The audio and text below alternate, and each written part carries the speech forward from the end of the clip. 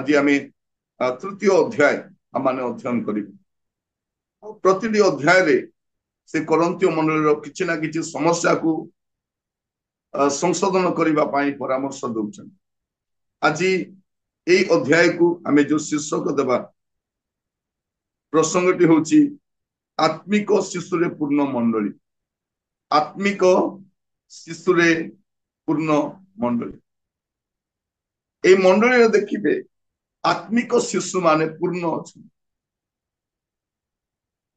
बयस हो गलानी आत्मिक दान वरदान पाई किंतु शिशु अवस्था ही अच्छा यदि आपण मंडली को भी देखिए अनेक शिशु माने अच्छा 50 वर्षर शिशु 60 वर्षर शिशु 70 वर्षर शिशु 80 वर्षर शिशु यदि सान छुआ माने चॉकलेट पाई कांदती बेलून पाई कांदती एमाने भी पद पदवी पाई कांदती एमान मते सेटा दरकार मते सेटा दरकार आ मिली गले छाड़ीबा पाई नाराज यदि सान छुआटी कुए मोर मां आउ से गोटे छोट छुआ जब आउ गोटे जन्म हो से शत्रु बोली भाविबे मोर शाली को गोटे पुओटा आग गोटे झीटा थिला एबे पुओ से झीटा भावुला ये घर मोर बापा मोर माँ मोर खट मोर ये सब मोर बोली एबे आउ गोटे छुआ ही गला से ताको अनु भी नहीं से खट पाख को जाऊ नहीं ता माँ ताको धरिले से दूर रु देखुची एबे खटरे भी जाए सोने सोफारे सोची से छुआ को तो अनु भी नहीं से हेले ताको कांदी भी जणा नहीं ए झीटा को से कांदिला वाले कौन बोली कांदुची Johnny Johnny yes papa eating sugar no papa बोली कांदुची से कारण ये लॉकडाउन रे जन्म होइतवा छुआ बाहर छुआ मस्त मिसी भी नहीं तो या को भल कांदी भी जणा नहीं बाकी भी सब एते जानी नहीं से भाबुतला मोर बापा मोर माँ बोली तो ये बड़ ही जीव जानी बदे नहीं ता मोर बापा माँ एटा मोर भाईटा बोली जानी माने सानो शिशुटा से केबे भी अन्य को ग्रहण करि पारिबनी आज आम ए प्रकार एक शिशुरे पूर्ण मंडली को देखी आत्मिक शिशुरे पूर्ण मंडली पाउल ए अध्याय पुणी थे करंथिय मंडली को शिक्षक मान आचरण और उच्चारण संपर्क में सचेतन होगा परामर्श दौरान पुणी थे से समस्या को से उजागर कर चेष्टा कर प्रथम 10 पद पढ़ा प्रथम करंथिय 3 पर्व तार प्रथम 10 पद पढ़ा से करंथिय मंडल शिशु मान संपर्क में देखिपारे पढ़ा हे भाई माने मु आत्मिक मना लोकन को कहिला परी तुम्भ मानकु कहि पारिले नाही किंतु शारीरिक लोक मानकु ओ ख्रीष्टंक ठारे शिशु मानकु कहिला परी तुम्भ मानकु कहिली मु तुम्भ मानकु दुग्धपान कराई अन्य खाद्य देली नाही कारण तुम्भे माने ताहा ग्रहण करबाको समर्थ नथिलो आ एबे मध्य समर्थ होई नाहो जेणु एपर्यंत तुम्भे माने शारीरिक अट कारण जेतेबेले तुम्भ मानक मध्यरे ईर्षा और विवाद रही अछि तुम्भे माने कि शारीरिक नुह और मनुष्य स्वभाव अनुसारे कि आचरण करुनाह जेहेतु जेतेबेले जणे कुहे मो पाउलंकर पुणी आउ जणे कुहे मो आपोलंकर सेतेबेले तुम्भे माने कि शारीरिक नुह आपोलो किए पाउल बा किए से माने तो सेवक मात्र जो मानक द्वारा प्रत्येक को प्रभु जेपरी देई अछंती तदनुसारे तुम्भे माने विश्वास करियछ मु रोपण करियछि आपोलो जलसेचन करियछंती किंतु ईश्वर वृद्धि साधन करियछंती अतएव जे रोपण करे किंबा जे जलसेचन करे से किछि नुहे मात्र वृद्धि साधन करंती जे ईश्वर से सार जे रोपण करे ओ जे सेचन करे से दुहे एक किंतु प्रत्येक जन आपणा परिश्रम अनुसारे निजर पुरस्कार पाइबो कारण आम्भे माने ईश्वरंको सहकर्मी तुम्भे माने ईश्वरंको क्षेत्र ईश्वरंको गृह मते दत्त ईश्वरंको अनुग्रह अनुसारे मु जणे बुद्धिमान गृह निर्माणकारी तुल्य भित्तिमूल स्थापन करिअछि अन्य जणे ताहा उपरे निर्माण करूअछि किंतु प्रत्येक लोक ताहा उपरे किपरि निर्माण करूअछि से संबंध रे सावधान हेउ थैंक यू। एठी हमें देखुछु जे मंडली रे थिबा आत्मिक शिशु मानकु से लेखुचंती आ एठी प्रथम दुई पदरे से सेमानकु समालोचना करूछु।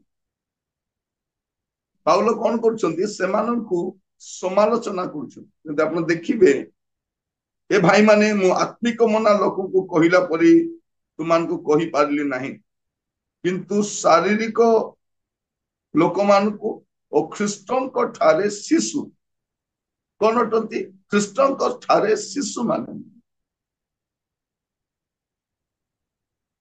ମୁଁ ତୁମାନଙ୍କୁ ଦୁଗ୍ଧପାନ କରାଇ ଅନ୍ୟ ଖାଦ୍ୟ ଦେଲି ନାହିଁ, କାରଣ ତୁମେ ମାନେ ତାହା ଗ୍ରହଣ କରିବାକୁ ସମର୍ଥ ନଥିଲ। ଆଜି ମଧ୍ୟ ଦେଖିବେ ଅନେକ ମଣ୍ଡଳୀରେ ସେମାନଙ୍କୁ ଦୁଗ୍ଧ ହିଁ ଦରକାର। ଆଗରୁ କହିଦେବେ ଆଜ୍ଞା ଟିକେ ମେସେଜ ଟା ଟିକେ ସରଳ କରିବେ, କାରଣ ବିଶ୍ୱାସୀ ମାନେ ଟିକେ ବୁଝିବା ପାଇଁ କଷ୍ଟ ହୁଏ। ସେଥିପାଇଁ ବାଳକ ମାନେ ପ୍ରଚାର କଲା ବେଳକୁ ପିଲାମାନେ ଆଜି ଆମେ ଯୋଉ ବାକ୍ୟ ଅଧ୍ୟୟନ କରିବା ପିଲାମାନେ ପଢି ସେମାନେ ପିଲାମାନେ ମୁଁ ବେଳେ ବେଳେ ଦେଖେ ଯେଉଁମାନେ ସଣ୍ଡେ ସ୍କୁଲ କରନ୍ତି ବିବିଏସ୍ କରନ୍ତି ସେମାନଙ୍କୁ ପୁଲପିଟ ଆଣିଥାନ୍ତି, ସେମାନେ କଣ କରନ୍ତି ସାମାନ୍ୟ ପିଲାମାନଙ୍କୁ ବୁଝେଇଲା ଭଳିଆ ବୁଝାଉଥାନ୍ତି। ଏମାନଙ୍କୁ ବି ଭଲ ଲାଗେ। ଅନେକ ପରିବାରରେ ଏବେ ମଧ୍ୟ ସାନ ସାନ ପିଲାମାନଙ୍କ ପାଇଁ ଯୋଉ ଦୈନିକ ରିଡିଂ ପାଇଁ ଯୋଉ ବହି ବନେଇଥାନ୍ତି ସେଇଟା ଏବେ ବି ସେମାନେ ପଢୁଛନ୍ତି। ଛୋଟ ଶିଶୁ ମାନଙ୍କ ଥାଏ ନା, ସେଇଟା କାଢିକି ମର୍ଣ୍ଣିଂ ଡିଭୋସନରେ ପଢନ୍ତି ସେମାନେ। ସାନ ପିଲାଙ୍କ ପାଇଁ ବନା ହେଇଛି, ସ୍କୁଲ ଯିବା ପିଲାମାନଙ୍କ ପାଇଁ ବନା ହେଇଛି, କଲେଜ ଯିବା ପିଲାଙ୍କ ପାଇଁ ବନା ହେଇଛି, ଆପଣଙ୍କ ପାଇଁ ବନା ହେଇନି। ସେ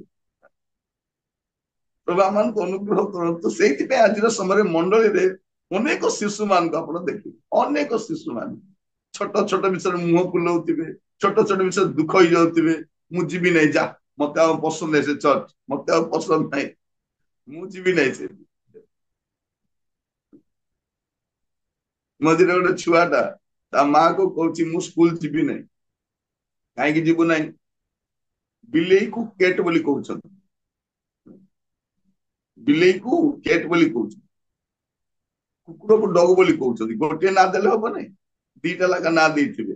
ଏମାନଙ୍କର ନାଁ ମନେ ରଖୁ ରଖୁ ମୋ ନାଁ ମୁଁ ଭୁଲିଯିବି, ମୁଁ ଯିବି ନାହିଁ ବୋଲି ସେ ସବୁ ଅବସ୍ଥା ସେ ଅଛି। କହିବା ପାଇଁ ଚାହେଁ ଅନେକ ପିଲାମାନେ, ମୋର ଭଣଜାଟା ସେ ଦିନେ ଆସି କହୁଛି ମାମୁଁ ମୋ ଟିଚରକୁ କିଛି ଜଣା ନାହିଁ, ସବୁ ଖାଲି ମତେ ଏକା ପଚାରୁଛନ୍ତି ଏ ଫର କଣ, ବି ଫର କଣ, ଟୁ ୱାନ୍ ଯା କେତେ, ମୁଁ ପୁଣି କହିବି, ସବୁ ମତେ ପଚାରୁଛନ୍ତି। ଫାଦର ଅଫ ଦ ନେସନ କିଏ, ଆମର ଜାତୀୟ ପକ୍ଷୀ କଣ, ମତେ ପଚାରୁଛନ୍ତି। ତାଙ୍କୁ କିଛି ଜଣା ନାହିଁ, ମୁଁ ଯିବି ନାହିଁ ବୋଲୁଛି। ମାନେ ସାନ ପିଲାମାନଙ୍କ ବୁଝିବାର ଶୈଳୀକୁ ଆପଣ ଦେଖିବା ଆଶ୍ଚର୍ଯ୍ୟ ହେଇଛି। ଏବେ ମଧ୍ୟ ଆମର ମଣ୍ଡଳୀର ଅନେକ ଶିଶୁ ମାନେ ଅଛନ୍ତି, ତାଙ୍କୁ ପାଳକ ମାନେ ବୁଝାଉ ବୁଝାଉ ଦିନ ପଳାଉଛି। ଦି ଜଣ ଝଗଡା ହେଇଯିବେ, ପାଳକ ମଝିରେ ବୁଝାଇବାକୁ ଯିବେ। କାହିଁକି ମାନେ ଶିଶୁ ମାନେ ଅଟନ୍ତି। ଏଠି କଣ ଲେଖାଯାଉଛି ଦେଖନ୍ତୁ, ଯେ ପର୍ଯ୍ୟନ୍ତ ତୁମେ ମାନେ ଶାରୀରିକ ଅଟ, ଏପର୍ଯ୍ୟନ୍ତ ତୁମେ ଶାରୀରିକ ଅଟ, ଯେତେବେଳେ ତୁମମାନଙ୍କ ମଧ୍ୟରେ ଈର୍ଷା ଓ ବିବାଦ ରହିଅଛି, ଏ ଦିଟା ଶିଶୁର ଚିହ୍ନ ଅଟେ। ଗୋଟେ ହଉଛି ଈର୍ଷା ଆଉ ଗୋଟେ ହଉଛି ବିବାଦ। ଯେତେବେଳେ ପର୍ଯ୍ୟନ୍ତ ଈର୍ଷା ଓ ବିବାଦ ଅଛି, ତୁମାନେ ଶାରୀରିକ ନୁହଁ ଓ ମନୁଷ୍ୟ ସ୍ୱଭାବ ଅନୁସାରେ କି ଆଚରଣ କରୁନ। ଶିଶୁ ବୋଲି କେମିତି ଜାଣିବ? ଈର୍ଷା ଥିବ, ଜଣକ ପ୍ରତି ଈର୍ଷା ଆଉ ବିବାଦ ଲାଗି ରହିଥିବ, ଜାଣିବ ଏଇଟା ଶିଶୁ ମଣ୍ଡଳୀ। ଶିଶୁ ମାନଙ୍କର ପୂର୍ଣ୍ଣ ମଣ୍ଡଳୀ ଇଲେକ୍ସନ ଆସିଯିବ, ଦେଖିବେ ଈର୍ଷା ଆଉ ବିବାଦରେ ପରିପୂର୍ଣ୍ଣ ହେଇଥିବ। ପଦ ପଦବୀ ନେଇ ଈର୍ଷା ଆଉ ବିବାଦ, ତ ଏମାନେ କେତେବେଳେ ଆତ୍ମିକ ଖାଦ୍ୟ ଖାଇପାରିବେ? ତେଣୁ ଏମାନଙ୍କୁ ଖାଲି ଯକ୍ଷର କାହାଣୀ, ବାଙ୍ଗରା ଯକ୍ଷ, ସେ ଗଛରେ ଚଢୁଥିବ ଓହ୍ଲାଉଥିବ। ଦଶ କନ୍ୟା ଏମାନଙ୍କୁ ଡେଲି ଦରକାର, ଏମାନଙ୍କୁ ବୁଣାଳିର ଶିକ୍ଷା, ଏମାନଙ୍କୁ ସେଇ ଏଇଗୁଡାକ ତାଙ୍କୁ ଚାଲିଥିବ। ଯଦି ବଡ କଥା କହିଲେ ଆଜି ଟିକେ ବୁଝି ହେଲାନି ଆପଣ କଣ କହୁଛନ୍ତି, ଏବେ ପର୍ଯ୍ୟନ୍ତ ମୁଁ କହିବା ପାଇଁ ଚାହେଁ ଯେତେବେଳେ ପର୍ଯ୍ୟନ୍ତ ଆମର ମଣ୍ଡଳୀ ଗୁଡାକରେ ଏସବୁ ରହିଛି, ତାପରେ ସେ ଶିଶୁ ବୋଲି କାହିଁକି କହୁଛନ୍ତି? 3-4 ପଦରେ ଲେଖାଯାଉଛି, 4 ପଦରେ ମୁଁ ପଢୁଛି, ଯେହେତୁ ଯେତେବେଳେ ଜଣେ କୁହେ ମୁଁ ପାଉଲଙ୍କର पुणी आउ जड़े कहे मु आपणकर से तुम मान की शारीरिक नुह जितेबले लोक मान नेता मान प्रति दृष्टिभंगी एवं पर्यंत बदली ना साधु पाउल से कहते ना पाउल किए मु किए कहते आपोलो किए पाउल किए से माने तो सेवक मात्र एमाने सेवक एमाने किछि नुहंती आजिकल आम सेवक मान को नहीं बहुत गर्व करू सेवक पूजा सेवक आम देश भी देखिए राजा को पूजा करती कि राजा अपेक्षा चाकर को बेसी मानती कहबार उद्देश्य प्रभु बड़ ना दास बड़ किए बड़ मंडली देखिए ए प्रभुंकर दास मान को प्राधान्य बढ़ी चली प्रभुंकर प्राधान्यता बढ़िया परिवर्ते दास मानकर जो मंडली दास मान को श्रेष्ठत्व दि जाए शिशु मंडली जानी ना कर्ता किए मालिक किए दास किए से कौन कहते आपोलो किए पाउल बा किए से माने तो सेवक मात्र जो मान को द्वारा प्रत्येक को प्रभु जेपरी देई अछंती तदनुसार तुमे माने विश्वास करि अछ मु रोपण करि अछि आपोलो जलसेचन करि अछंती किंतु ईश्वर वृद्धि साधन करि अछंती अतः जे रोपण करे किबा जे जलसेचन करे से किछि नुहे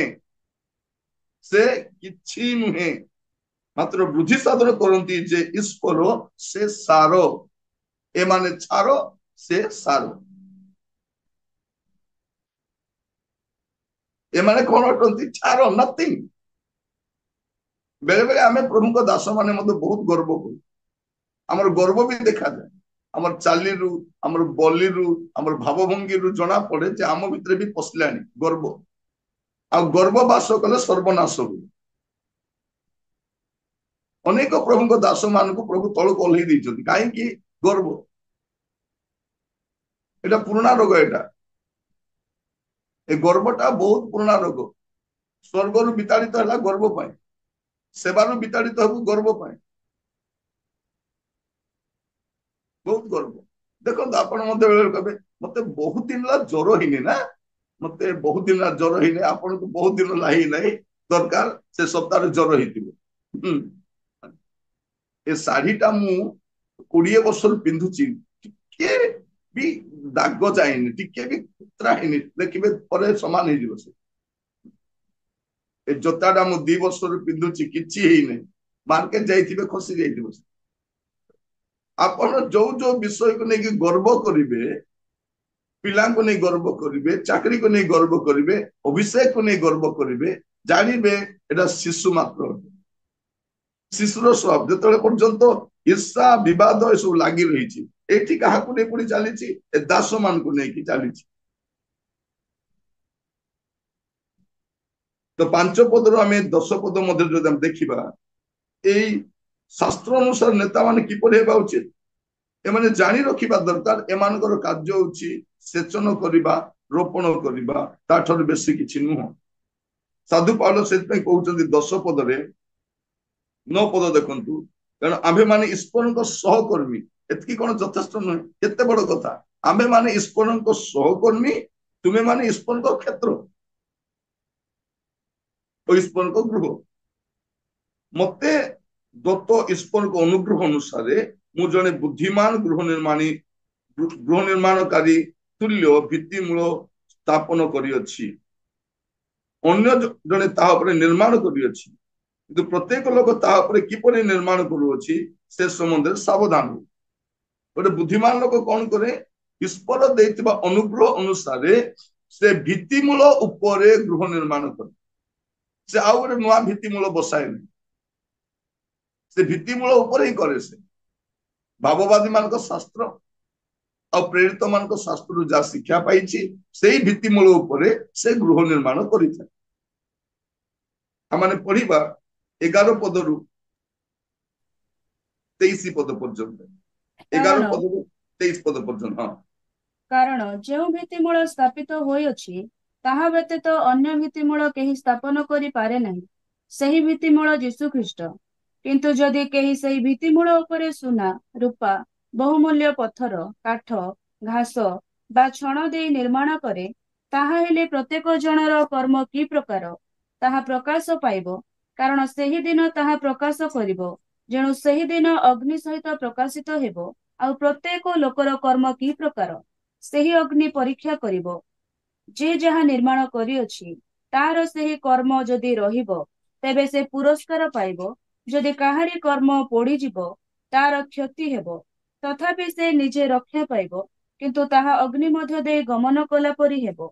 ତୁମ୍ଭେମାନେ କି ଜାଣ ନାହିଁ ଯେ ତୁମ୍ଭେମାନେ ଈଶ୍ୱରଙ୍କ ମନ୍ଦିର, ଆଉ ଈଶ୍ୱରଙ୍କ ଆତ୍ମା ତୁମ୍ଭମାନଙ୍କ ଅନ୍ତରରେ ବାସ କରନ୍ତି। ଯଦି କୌଣସି ଲୋକ ଈଶ୍ୱରଙ୍କ ମନ୍ଦିରକୁ ନଷ୍ଟ କରେ, ତେବେ ଈଶ୍ୱର ତାକୁ ନଷ୍ଟ କରିବେ, କାରଣ ଈଶ୍ୱରଙ୍କ ମନ୍ଦିର ପବିତ୍ର। ସେହି ମନ୍ଦିର ତୁମ୍ଭେମାନେ।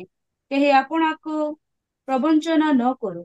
ଯଦି କୌଣସି ଲୋକ ଏହି ଯୁଗରେ ତୁମ୍ଭମାନଙ୍କ ମଧ୍ୟରେ ଆପଣଙ୍କୁ ଜ୍ଞାନୀ ବୋଲି ମନେ କରେ, ତେବେ ସେ ଯେପରି ଜ୍ଞାନୀ ହୋଇପାରେ, ଏଥିପାଇଁ ସେ ମୂର୍ଖ ହେଉ। କାରଣ ଏହି ଜଗତର ଜ୍ଞାନ ଈଶ୍ୱରଙ୍କ ନିକଟରେ ମୂର୍ଖତା। ଯେଣୁ ଲେଖା ଅଛି, ସେ ଜ୍ଞାନୀମାନଙ୍କୁ ସେମାନଙ୍କର ଦ୍ରୁତତାରେ ଧରନ୍ତି। ପୁନଶ୍ଚ ଜ୍ଞାନୀମାନଙ୍କର ତର୍କ ବିତର୍କ ଅସାର ବୋଲି ପ୍ରଭୁ ଜାଣନ୍ତି। ଅତଏବ କେହି ମନୁଷ୍ୟଠାରେ ଗର୍ବ ନ କରୁ, କାରଣ ସମସ୍ତ ବିଷୟ ତୁମ୍ଭମାନଙ୍କର। ପାଉଲ କୁହ କି ଆପୋଲୋ କୁହ କି କେଫା କୁହ, ଜଗତ କୁହ କି ଜୀବନ କୁହ କି ମରଣ କୁହ, ବର୍ତ୍ତମାନ ବିଷୟ କୁହ କି ଭବିଷ୍ୟତ ବିଷୟ କୁହ, ସମସ୍ତ ହିଁ ତୁମ୍ଭମାନଙ୍କର, କିନ୍ତୁ ତୁମ୍ଭେମାନେ ଖ୍ରୀଷ୍ଟଙ୍କର, ପୁଣି ଖ୍ରୀଷ୍ଟ ଈଶ୍ୱରଙ୍କର। ବସ୍ ଏଇଠି ଆମେ ଦେଖୁଛୁ ପ୍ରଥମରେ ସେ ପ୍ରଥମ ଦଶପଦରେ କଣ କହୁଥିଲେ?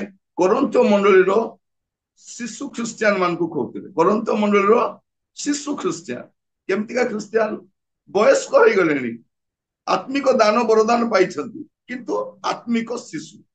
ତ ଏ ଶିଶୁ ଖ୍ରୀଷ୍ଟିଆନ ମାନଙ୍କୁ ପ୍ରଥମରେ କହିଲେ, ଯେବେ ପର୍ଯ୍ୟନ୍ତ ତୁମଠାରେ ଈର୍ଷା ବିବାଦ ଅଛି, ତୁମେ ଶିଶୁ ଅଟ। ମୁଁ ପାଉଲଙ୍କର ଆପୋଲୋଙ୍କର କହୁଛ, ତୁମେ ଶିଶୁ ଅଟ। ପାଉଲ କିଏ? ଆପୋଲୋ କିଏ? ମୁଁ କଣ କରେ? ରୋପଣ କରେ, ସେ ଜଳସେଚନ କରନ୍ତି, ଈଶ୍ୱର ବୁଦ୍ଧି ସାଧନ କରନ୍ତି। ତେଣୁ ବୁଦ୍ଧିମାନ ଲୋକ ସଦୃଶ ଆମକୁ ଗୃହ ନିର୍ମାଣ କରିବାର ଅଛି। କୋଉ ଉପରେ? ଭିତ୍ତିମୂଳ ଉପରେ। ଆଉ ଅଲଗା ଭିତ୍ତିମୂଳ ନାହିଁ, ଭିତ୍ତିମୂଳ ଅଲରେଡି ପଡି ସାରିଛି। ତ ଭିତ୍ତିମୂଳ ଉପରେ କେମିତି ନିର୍ମାଣ କରୁଛି ସେଇଟା ଲେଖାଯାଉଛି। ତେଣୁ ପ୍ରତ୍ୟେକ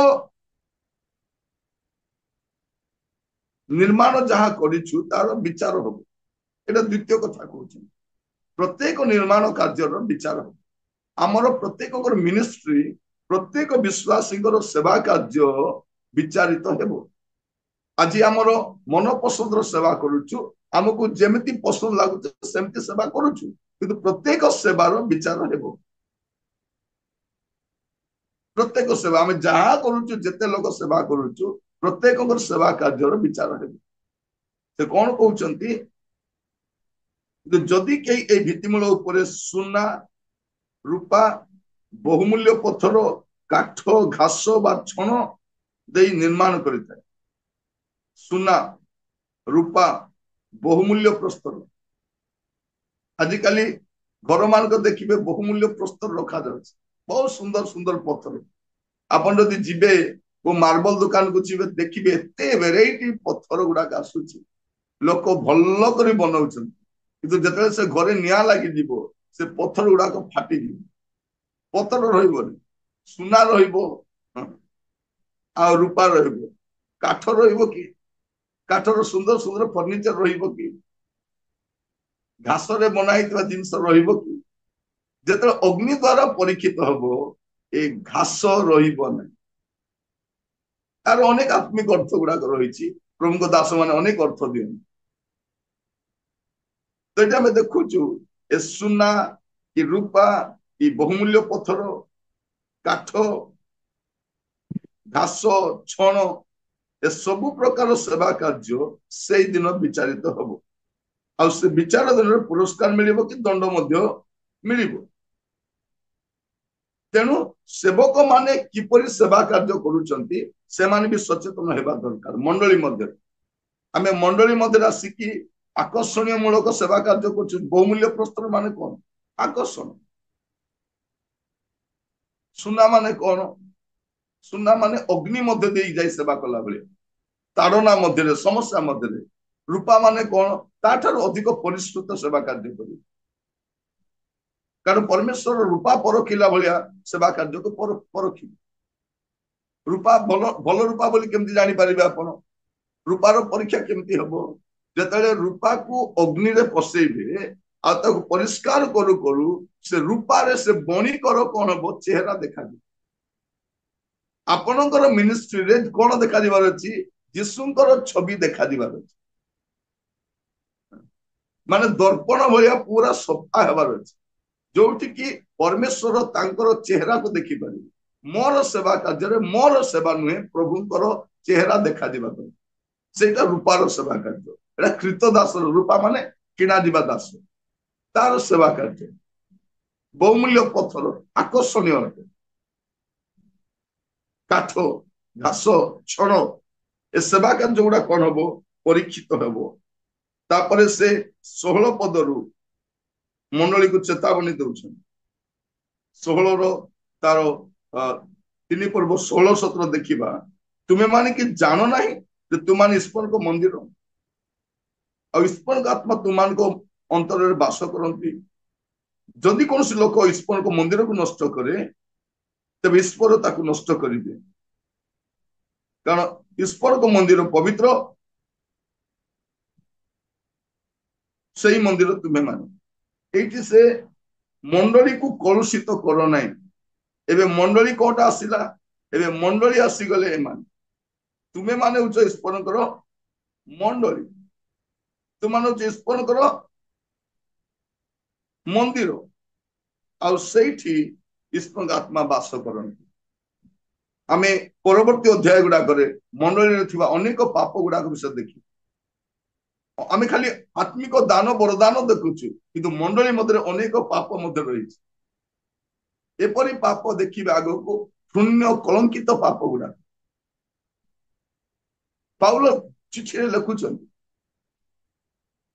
आज कौन प्रभु को दास से पाप गुड़िक विषय आलोचना करने की इच्छा करती ना पाप विषय कथा कौन हम पालक मान तोड़े प्रचारक मान तोड़े से कहे आगे से विषय कथबार्ता किसी हूँ ना आपड़ से गुड़ाक कहीकि जातु वाक्य कहीकि जातु आ बलका किसी कहवा आवश्यक ना ये भी किसी कहे ना सल गोटे मिल बुके गोटे मिल दान मिल खाइबे आराम गेस्ट हाउस रे बिरियानी खाइबे स्टेशन रे बाय बाय बोली पठेदेले ये बाय बाय बोली पळे हैला किंतु तांकर कोनोसी विषय संशोधन करिवे नै आमे संशोधन करिवा पे जाई न कोन करिवा पई पुटी प्राइमर ने लगाइबा को जाईछु कलर लगाइबा पे कलर लगाइ के आसी किंतु पाउलेटी कलर लगा मिनिस्ट्री करू नांती से कोन करूचंती समस्या गुडी को उजागर करू ओडिशार अनेक चर्च रे मते आ डाकू ना कारण जेतले मु सेमान को समस्या गुडा को कहली अनेक वर्ष हो गलानी भूली गलेनी से वे तो कमिटी रे पास भी कर देथिबे आको डाको नाही बोली कारण ये जेबे भी आसीबो सेही जागा अजागा घा गुडा करे से हाथ मारी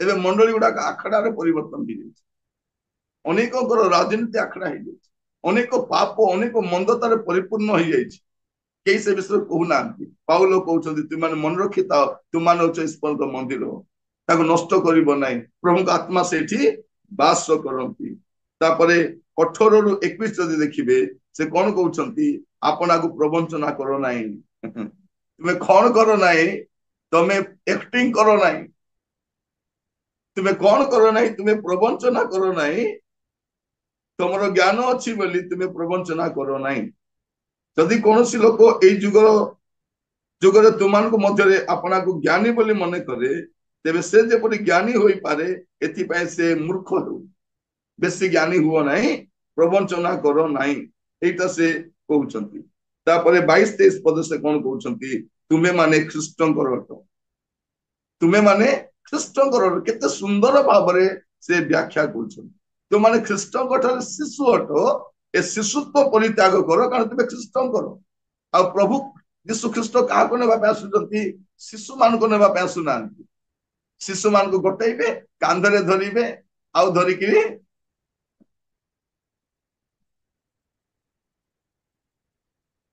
आम मंडली गुड़िकर देखिए से शिशु गीतिमाला थी से काढ़े आस शिशु सखा जीशु रहिब मो संगरे को शिशु दरकार तुम्हें मत कलर धरब मत तुम्हें नचेब खेलब मु कांदुले बुझेब चॉकलेट खुआब ବେଲୁନ ହାତରେ ଦେବ ଆଉ ପଳେଇବ ବୋଲିଲା ଭଳିଆ। ନାଇଁ, ପ୍ରଭୁ ଯୀଶୁ ଖ୍ରୀଷ୍ଟ ଶିଶୁ ମାନଙ୍କ ପାଇଁ ଆସୁନାହାନ୍ତି, ସେ କନ୍ୟାକୁ ନେବାକୁ ଆସୁଛନ୍ତି, ଗୋଟେ ପରିପକ୍ୱ କନ୍ୟାକୁ, ଗୋଟେ ପରିପକ୍ୱ ଖ୍ରୀଷ୍ଟିଆନକୁ, ଗୋଟେ ପରିପକ୍ୱ ମଣ୍ଡଳୀକୁ ନେବା ପାଇଁ ଆସୁଛନ୍ତି। ଆଉ ଏଇଠି ସେ ଦେଖୁଛନ୍ତି ତୁମ ମଧ୍ୟରେ ପରିପକ୍ୱତା ଦେଖାଯାଉ ନାହିଁ, ଏଟା ତୁମର ଈର୍ଷା ବିବାଦ ଅଛି।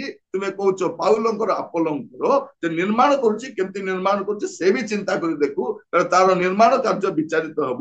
ଆଉ ତୁମେ ମାନେ ଈଶ୍ୱରଙ୍କ ମନ୍ଦିର, ତୁମାନେ କଣ କର ନାହିଁ, ତୁମାନେ ପ୍ରବଞ୍ଚନା କର ନାହିଁ, ତୁମେ ଖ୍ରୀଷ୍ଟଙ୍କର ଅଟ, ପାଉଲଙ୍କର ନୁହଁ, ଆପୋଲୋଙ୍କର ନୁହଁ, କେଫାଙ୍କର ନୁହଁ, ତୁମାନେ ଖ୍ରୀଷ୍ଟଙ୍କର ଅଟ। ଆମ ମଧ୍ୟରେ କଣ ଦେଖାଯିବା ଦରକାର? ପରିପକ୍ୱତା ଦେଖାଯିବା ଦରକାର। ଆତ୍ମିକ ଜୀବନର ପରିପକ୍ୱତା ନିହାତି ଆବଶ୍ୟକ ଅଛି ଆମମାନଙ୍କ ଜୀବନ। ଟିକେ ପଢିବା ଏଭ୍ରି ପୁସ୍ତକ ତାର 5 ପର୍ବ 12, 13, 14। ଏଭ୍ରି 5 ପର୍ବ ତାର 12, 13 ଆଉ 14 ପଦ।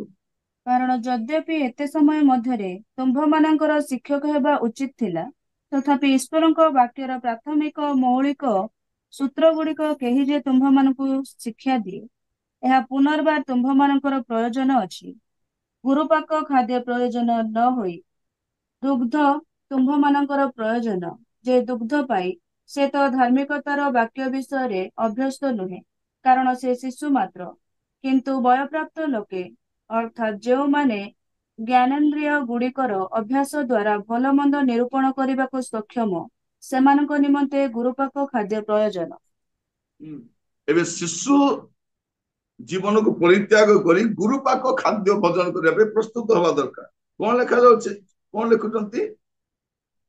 କାରଣ ଯଦ୍ୟପି ଏବେ ଏତେ ସମୟ ମଧ୍ୟରେ ତୁମମାନଙ୍କ ଶିକ୍ଷକ ହେବାର ଉଚିତ ଥିଲା, ତମେ କଣ ହବାର ଶିକ୍ଷକ ହେବାର ଥିଲା, କିନ୍ତୁ ଏବେ ମଧ୍ୟ ତୁମମାନଙ୍କୁ ବାକ୍ୟର ପ୍ରାଥମିକ ମୌଳିକ ସୂତ୍ର କେହି ବୁଝାଇ ଦେବାର ଆବଶ୍ୟକ ହଉଛି। ତୁମେ ମାନେ ଗୁରୁପାକ ଖାଦ୍ୟ ପ୍ରୟୋଜନ ନ ହୋଇ ଏବେ କଣ ଦୁଗ୍ଧ ଆହୁରି ପ୍ରୟୋଜନ ହଉଛି।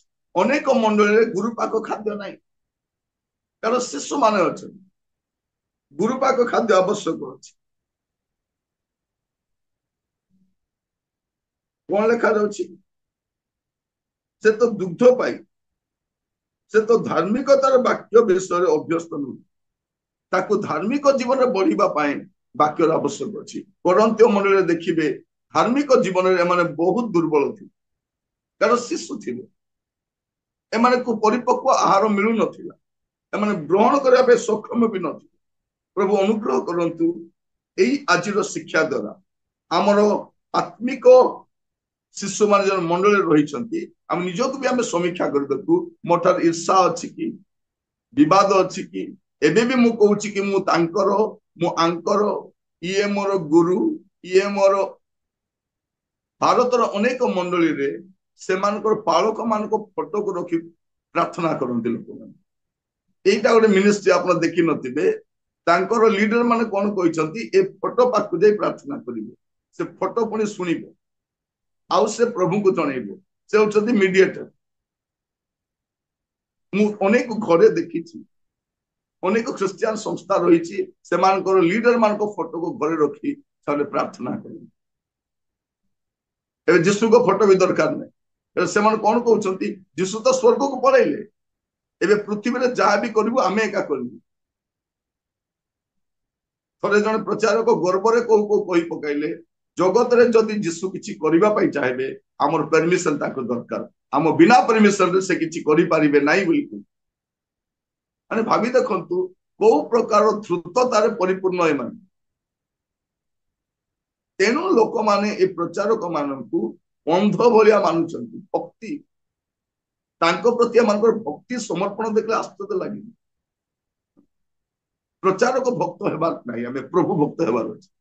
ଆଗାମୀ ସମୟରେ ଦେଖିବେ ଅନେକ ମହିଳା ମାନେ ସେମାନଙ୍କ ଘରକୁ ସର୍ବନାଶ କରିବେ, ଭାଙ୍ଗିବେ, ଏ ପ୍ରଚାରକ ଭକ୍ତ ହେଇ ତାଙ୍କ ପଛରେ ବୁଲି ବୁଲି। ମୁଁ ଦେଖୁଛି ଯୋଉଠି ଗଲେ ସେଇଠି ସେମାନେ ପାଉଛନ୍ତି। ଏତେ ଭକ୍ତି, ସ୍ୱାମୀ ନାହିଁ, ପିଲା ନାହିଁ, କିଛି ନାହିଁ। এইটা କୁହନ୍ତି ବାବା ଭକ୍ତି। ମୋର କହିବାର ଉଦ୍ଦେଶ୍ୟ, ପାଉଲ କହୁଛନ୍ତି ଆପୋଲୋ କିଏ, ପାଉଲ କିଏ, କେଫା କିଏ? मंडली रे एमाने किछि नुहंती एमाने सेवक मात्र they are nothing absolutely nothing ख्रीष्ट ही सब किछि अटंती तुमे माने कोन देखो देखो 23 पद रे किंतु तुमे माने ख्रीष्टन करो तुमे माने ख्रीष्ट करो पुणी ख्रीष्ट ईश्वरन करो तो इटी आमे किया आमे किछि नहीं तुमे माने ख्रीष्ट करो ख्रीष्ट ईश्वरन करो इटी पाउलो किए केफा किए अपोलो किए आपण किए आमे तो प्रभु करो तो प्रभु मान को अनुग्रह करंतु या बुझीबा पाए ए आत्मिक शिशु अवस्था रु ऊर्ध्व को उठीबा पाए मंडली को प्रभु सहायता करंतु प्रार्थना करी अनुग्रहकारी पिता परमेश्वर आपन को धन्यवाद दूछु आज मध्य मंडली मध्य रे ए शिशु अवस्था देखा जाउछि ईर्षा विवाद पद पदवी को नहीं अशांति सेवक मान को पछरे पागल भलिया घुरीबा आ सेवक माने किपरि सेवा कार्य करूछु ताहा मध्य आमे अनुध्यान करूना सुना रूपा ना बहुमूल्य प्रस्तर ना काष्ठ ना घास ना छण विचार दिन रे सब परीक्षित हबो ए आमान को बुझीबा पई सहायता करो प्रभु आमान को सेवा कार्य जेपर रहिबो पड़ी नष्ट न हबो एथि पे अनुग्रह करो प्रभु हम प्रत्येक को अनुग्रह करो या बुझीबा पई जे आमे ईश्वर को मंदिर चर्च ईश्वर को मंदिर नुहे प्रार्थना गृह ईश्वर को मंदिर नुहे आम ईश्वर को मंदिर यह जानी आपना को पवित्र कर रखिबु प्रवंचना जेपरि न करबे आमान को अनुग्रह करो प्रभु आमान जेपरि दास मान को स्थान रखिबु सेवक मान को सेवकर मर्यादा देबु सारो केवल ईश्वर अटंती जे वृद्धि साधन करती यह बुझीबा पई अनुग्रह करो प्रभु मंडली आहुरी आत्मिक भाव परिपक्व हो ख्रीष्टर आगमन समय मेघमाला को नीत है भलिया गोटे प्रभु कन्या मंडली हेबा पाए अनुग्रह करो आत्मिक परिपक्वता देखा जाओ प्रभु करंत्य मंडली समस्या गुड़िक अनुध्यान करने समय आम मंडली आम जीवन आम सेवक मान कथा आम बुझी पारुछु प्रभु अनुग्रह करो प्रभु प्रत्येक को जेपरि आम प्रचारक भक्त न होई प्रभु भक्त हेबु जगतर नेता मान पछरे पागल भाया न बोली प्रभु आम आपणकर पश्चात गमन करूँ एथि अनुग्रह कर ख्रीष्टर पदांक अनुसरण कर आग को बढ़ापी आम को साहाय्य प्रत्येक को दया कर आम आत्मिक जीवन में अभिवृद्धि हो प्रभु शिशु ठारू प्रभु गोटे गुरुपाक खाद्य भजन कला भाया गोटे परिपक्वता आसु आम मध्य प्रार्थना शुणी धन्यवाद यीशु प्रिय नाम मांगली।